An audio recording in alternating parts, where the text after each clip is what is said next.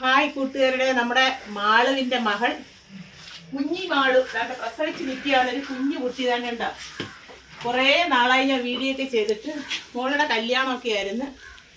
അതുകൊണ്ട് കുറേ നാളായി വീഡിയോ ചെയ്യാതിരുന്ന എല്ലാവരും ഈ ചാനൽ കയറി കാണണം, സബ്സ്ക്രൈബ് ചെയ്യണം, സപ്പോർട്ട് ചെയ്യണം. അപ്പോൾ നമുക്ക് പശുവിനെ കണക്കാം. ഇന്ന് പശു പ്രസവിച്ചിട്ട് ഒരു 17-18 ദിവസമായി. കുറച്ച് പാലൊക്കെ ഉള്ളു, പച്ചപ്പൊച്ചയൊന്നും കൊടുക്കുന്നില്ല. എനിക്കൊരു സർജറിയൊക്കെ കഴിഞ്ഞതുകൊണ്ട് ഇനി ഈ മാസാവസാനം തൊട്ട് പൊച്ചയൊക്കെ കൊടുത്തോളും. അപ്പോൾ ഇഷ്ടം പോലെ പാലാണ്. അപ്പോൾ എല്ലാവരും വരണം, എൻ്റെ വീഡിയോ കാണണം. Follow me. പശുവിനെ കറക്കാൻ പോവുക. സെറ്റ് ഉച്ചയ്ക്കുള്ള കറവയാണ് ഇപ്പം നടക്കാൻ പോകുന്നത്.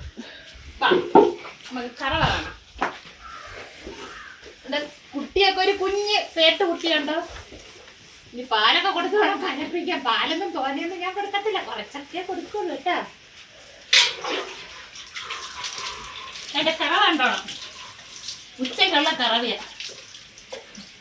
അമിത പാലൊന്നും ഒരു 10 ലിറ്റർ കുറവാ പാല്. ഒറ്റപ്പൊച്ച കൊടുക്കുകയാണെങ്കിൽ ഒത്തിരി പാലൊക്കെ കിട്ടും. ഇതിപ്പോ 2ാമത്തെ പ്രസവമായി വെക്കുക. അപ്പൊ പശുവിനെ വളർത്തുന്നവരൊക്കെ കുഞ്ഞായിട്ട് കുട്ടിയായിട്ട് മേടിച്ച് വളർത്തുകയാണെങ്കിൽ നമുക്ക് ഈ ഇണക്കമൊക്കെ കിട്ടും കേട്ടോ. കഴിഞ്ഞ പ്രാവശ്യം നമ്മൾ കുറേ കൂടെ ഒക്കെ കറന്ന് കാണിച്ച കാമ്പിന്നൊക്കെ ഇപ്പം വലിയ കുഴപ്പമൊന്നുമില്ല. ഇത്തിരി ഒതുക്കോ. എൻ്റെ മാട് വീണ് കൊമ്പൊക്കെ ഒടിഞ്ഞ് കൊടുത്ത് ഇവളെ അമ്മേ, അവളെ മോളായത്. കാണാത്തൊരു ചാനൽ കയറി എല്ലാവരും കാണണം, സപ്പോർട്ട് ചെയ്യണം. നമുക്ക് കറ വേണം. സെറ്റ് കറക്കാൻ പോവാം. എണ്ണ തടവിയതിന് ശേഷം ഞാൻ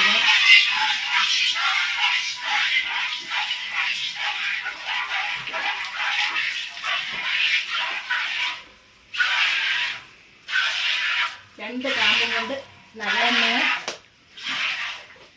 നെയ്യോ തടവി കറക്കണമെന്നുണ്ടോ. അതൊക്കെ ഇങ്ങനെയൊക്കെ പോവുകയോ ഒന്നും രണ്ടോ കഴിക്കൊന്നുമില്ല.